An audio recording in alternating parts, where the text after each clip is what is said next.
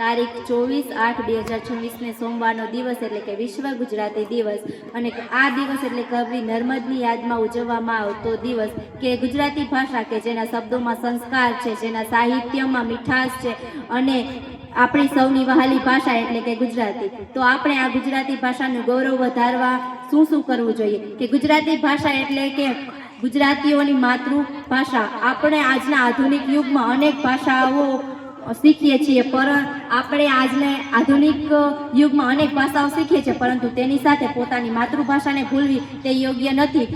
અલગ ભાષા શીખવી તે સારી બાબત છે, પરંતુ પોતાની માતૃભાષા વિશે ગૌરવની હંમેશા લાગણી રાખવી જોઈએ. અને કવિ નર્મદ, પ્રેમાનંદ, દયારામ સરસ્વતી, નર્મદ, ઝવેરચંદ્ર મેઘાણી વગેરે સર્જકો દ્વારા આપણી ગુજરાતીને મહાન અને અલૌકિક સાહિત્યની ભેટ મળી છે કે જે વિશ્વમાં આપને ગુજરાતી ભાષા પ્રસરી રહી છે અને પોતાની સુગંધ આખા વિશ્વમાં ફેલાવી રહી છે. તો આ રીતે કવિ નર્મદની બે પંક્તિઓ કહું છું કે મીઠી મીઠી છે ગુજરાતી અમારી ઓળખ, ગુજરાતી ભાષા વધે એવી આપણી મહેક. અને કવિ નર્મદની છેલ્લી બે પંક્તિઓ કે એ વિચારીને ફૂલે છે ગજગજ અમારી છાતી, હું અને મારી ભાષા બંને ગુજરાતી. ગુજરાતી ભાષા એટલે કે ભારતમાં રાજ્યમાન્ય ભાષા અને ભારતમાં 22 ભાષાઓને રાજ્યમાન્ય ભાષાનો દરજ્જો આપવામાં આવે છે કે જેમાં ગુજરાતી ભાષા એટલે કે ભારતમાં બોલાતી 7મો ક્રમ ધરાવતી ભાષા ગુજરાતી કે જેનું સાહિત્ય અલગ છે કે જેમાં ગઝલો છે, ઉખાણા છે, કહેવતો છે, રૂઢિપ્રયોગ છે કે જેમાં લાગણીઓ અને ભાવો દર્શાવવામાં આવે છે.